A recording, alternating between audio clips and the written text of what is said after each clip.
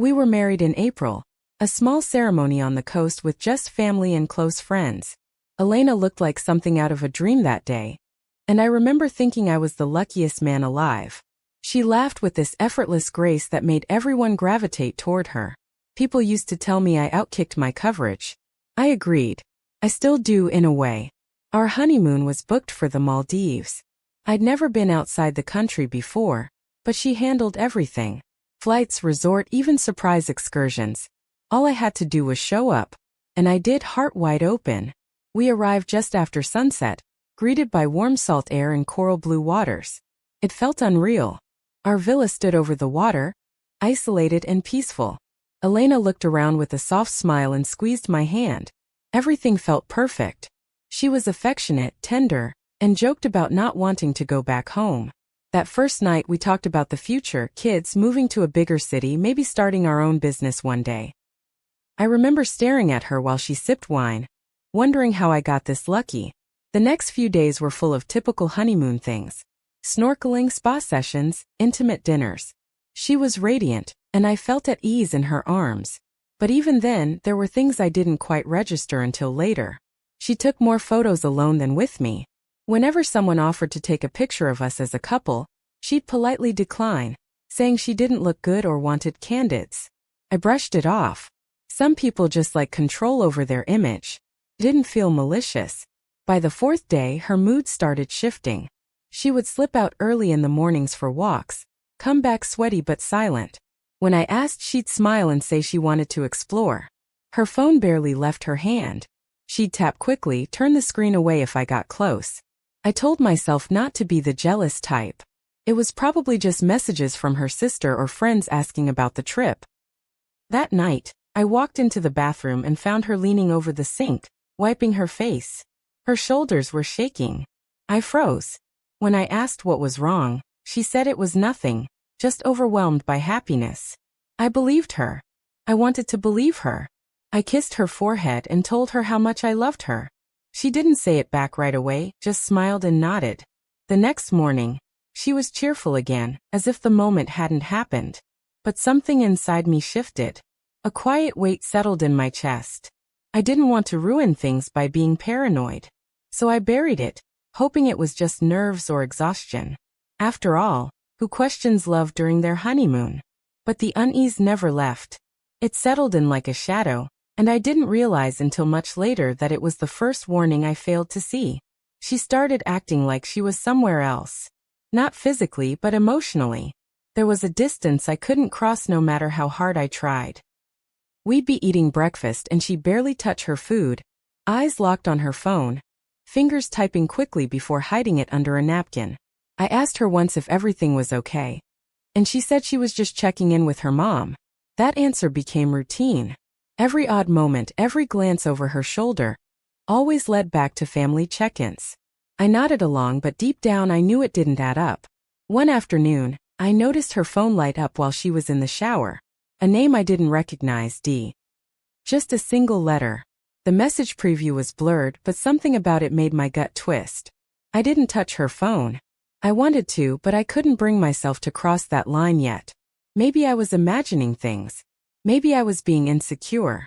We were on our honeymoon. Why would I sabotage it with suspicion?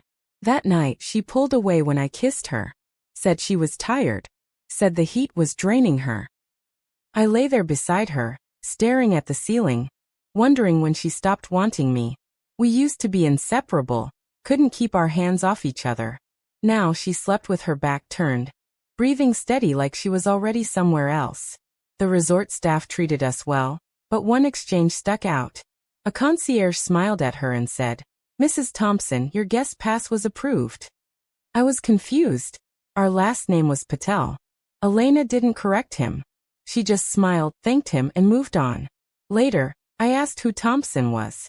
She laughed, said it must have been a clerical error. I didn't press her. I should have. The next morning, I woke up alone. Her side of the bed was cold. I found her by the shore barefoot, talking softly on the phone. When I called out, she jumped and ended the call immediately. She said it was her sister again. That lie was too clean, too rehearsed. I didn't argue. I was trying to hold on to whatever was left, but the pit in my stomach grew heavier. The intimacy was gone. She started making excuses more often: headaches, sunburn, cramps. I could feel her slipping through my fingers, but I didn't want to confront it. I kept hoping the honeymoon glow would return, that maybe we were just going through a temporary phase. But I wasn't blind anymore. I was watching it unravel slowly and painfully. Every quiet moment felt louder. Every unexplained smile, every locked screen, every time she stepped out without saying where. It all added up. I wanted to catch her in something, not because I wanted her to be guilty, but because I needed to know if I was going insane. But before I could act on it, before I could prove anything, everything came crashing down in one blow I never saw coming. The answer came when I least expected it. I had gone to the front desk to ask about an activity she mentioned booking for us, a couple's massage. They had no record of it. But when I gave her name, they asked, "Do you mean her room or the one under Daniel Thompson?" My blood ran cold. I asked again, pretending I didn't understand. The staff member confirmed there was a second villa booked under a separate name, paid in full by Elena 2 days before we arrived. I walked away without saying anything. My hands were shaking. Back in the villa, she was out again. I didn't wait. I opened her suitcase. Inside was another phone, hidden in a zipped pocket under her clothes.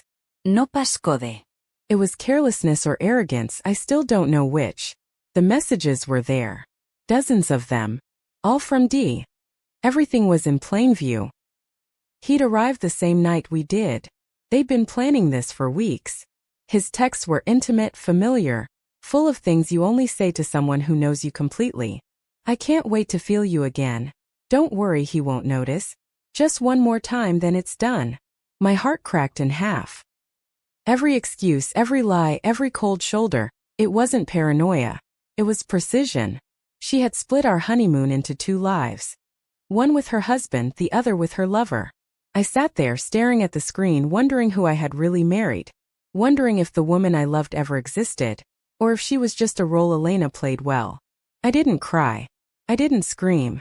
I waited. Hours passed. She came back smiling, kissed my cheek like nothing was wrong. I told her I couldn't sleep, that I wanted to take a walk. But I didn't walk. I followed. She headed toward the other side of the resort, past the bar, past the pool, and down a trail I hadn't seen before. Then I saw her meet him. Daniel. Tall, confident, like someone who knew he didn't have to hide. They embraced like it was the most natural thing in the world. Her hands on his chest, his lips on her forehead. I froze. I couldn't move. I had been stripped of everything I believed about love in a matter of hours. Eventually, I stepped out and said her name. She turned, startled but not scared. Daniel stepped back. She didn't run. She didn't deny it. She just looked at me and whispered, "I didn't want to hurt you. I just had to see him one last time." I asked how long it had been going on. She didn't lie. They had history. On and off. Even during our engagement. She said he was her first love, and that she never got closure. That the honeymoon was supposed to help her end it for good. I was the husband. He was the ghost. She wanted both. But I wasn't a placeholder. I was a casualty,